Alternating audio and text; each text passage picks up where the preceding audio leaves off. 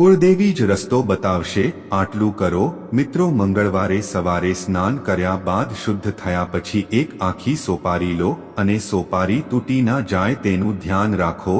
જે જગ્યાએ તમે પૂજા કરો છો તે પૂજાના સ્થાન ઉપર સોપારી રાખો અને તેના ઉપર 1 રૂપિયાનો સિક્કો રાખો। આ પછી સોપારી પર પાણીના થોડા ટીંપા નાખો। જો ગંગાજળ હોય તો સૌથી ઉત્તમ અને ના હોય તો સામાન્ય પાણી પણ ચાલશે।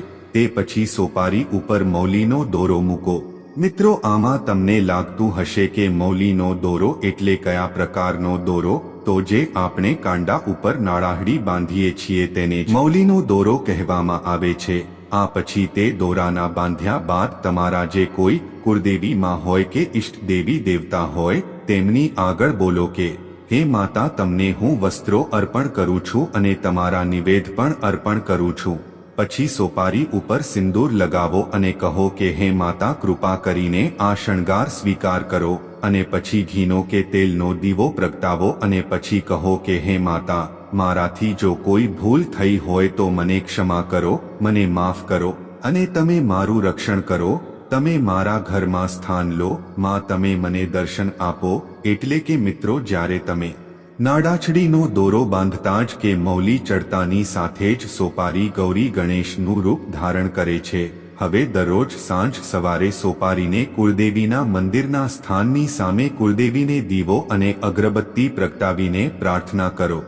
આમ કરવાથી કુળદેવી પ્રસન્ન થશે અને તમને સામેથી જ રસ્તો બતાવશે અને તમારા દરેક પ્રકારે ઈચ્છા મુજબના ધાર્યા કામ કરશે। આ સિવાય મિત્રો, જીવનમાં ઘણી બધી તકલીફો આવે, જીવનમાં ઘણી બધી મુશ્કેલીઓ આવે અને દુઃખ આવે એટલે આપણે માતાજીને યાદ કરતા હોઈએ છીએ, તેમજ આપણે કુળદેવીને દેવી દેવતાઓને યાદ કરતા હોઈએ છીએ। એટલે જો તમારે કુળદેવીને કે કુળદેવતાને પ્રસન્ન કરવા હોય તો રવિવારના દિવસે તમારે એક ગુલાબનું ફૂલ લેવું અને ગુલાબનું અત્તર તેમજ ધૂપ લેવું। મિત્રો, તમારે અગરબત્તી કરવાની અને તમારા કુળદેવી કુળદેવતા હોય તેમને તિલક કરીને શુદ્ધ ઘીનો દીવો કરવો અને ગુગળનો ધૂપ કરી ગુલાબના પુષ્પ વડે ગુલાબજળ અને ગુલાબ અંતર છાંટીને માતાજીને રાજી કરવા।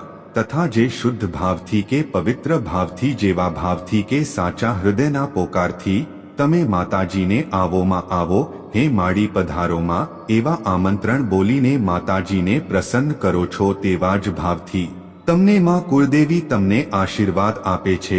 તેમજ મિત્રો, આજના આ વિડીયોમાં આપણે એક એવો મંત્ર જણાવીશું કે જે મંત્ર બોલવાથી તમારા કુળદેવી માતા તમારાથી ચોક્કસ પ્રસન્ન થશે અને તમને ઈચ્છા મુજબનું ફળ પણ આપશે અને તમારી બધી મનોકામનાઓ પણ પૂર્ણ કરશે। તો મિત્રો, એ મંત્ર કયો છે એ જાણીએ તે પહેલા જો તમે અમારી આ ચેનલ પર પહેલીવાર આવ્યા હોય અને નવા હોય તો તમારી પોતાની આ ચેનલ ટોપ વાતો ગુજરાતીને લાઈક, શેર, સબસ્ક્રાઇબ કરવા વિનંતી। અને જો તમે તમારી કુળદેવીમાને સાચા હૃદય ભાવથી માનતા હોવ તો કોમેન્ટમાં તમારા કુળદેવીનું નામ ચોક્કસ જણાવજો, જેથી તેમની કૃપા દૃષ્ટિ અને આશીર્વાદ આપણા સૌ ઉપર બની રહે। અને સાથે જ આ વિડીયો તમારા સ્નેહીજનોને પણ શેર કરજો, જેથી તમારા સ્નેહીજનોની પણ કોઈ પણ મુશ્કેલી હોય તો તેઓ તેમના કુળદેવીને પ્રસન્ન કરીને તેમના જીવનમાં મોટી સફળતા મેળવી શકે અને તેમના પર આવતા વિઘ્નોને દૂર કરી શકે। મિત્રો, કુળદેવીને પ્રસન્ન કરવા માટેનો આ મંત્ર આ પ્રમાણે છે। ઓમ સર્વમંગલ મંગલે શિવે સર્વાર્થ સાધકે સરને ત્રયંબકે ગૌરી નારાયણે નમોસ્તુતે માં યા દેવી સર્વભૂતેષુ દયારૂપે સ્વંસિતા નમો તસ્ય નમો તસ્ય નમો તસ્ય નમો નમઃ। મિત્રો, આ મંત્ર દરરોજ તમારા કુળદેવી સામે બોલીને તમે તમારા ઘરના સઘળા કાર્ય સિદ્ધ થાય તેવી માતાજીને શ્રદ્ધા ભાવપૂર્વક પવિત્ર શુદ્ધ મનથી માતાજીને પ્રાર્થના કરો। પછી તમારા જીવનમાં દરેક મુશ્કેલીઓ અને દરેક સઘળા કાર્યો ચોક્કસથી સિદ્ધ થઈ જશે અને માતાજી તમને સપનામાં પણ આવશે અને તેઓ તેમના દર્શન પણ આપશે અને સમય આવતા તમને રૂબરૂ પણ મળશે। પરંતુ મિત્રો, તેના માટે તમારી સાચી શ્રદ્ધા હોવી જરૂરી છે।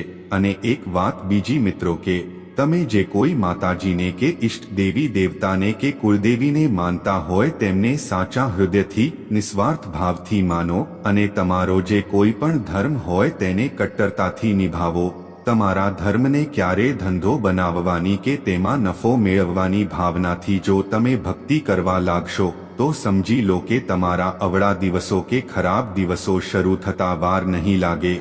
તો મિત્રો, જો આજનો વિડિયો તમને ગમ્યો હોય તો તમારા કુળદેવીનું નામ કોમેન્ટમાં લખવા વિનંતી અને આવા જ વિડિયો તેમજ અવનવી માહિતી માટે તમારી પોતાની ચેનલ ટોપ વાતો ગુજરાતીને સબસ્ક્રાઇબ કરવાનું ભૂલતા નહીં। તો મિત્રો, ફરી મળીશું એક નવા વિડિયોમાં। ત્યાં સુધી આપ સૌ કુશળ મંગળ રહો તેવી માતાજીને પ્રાર્થના।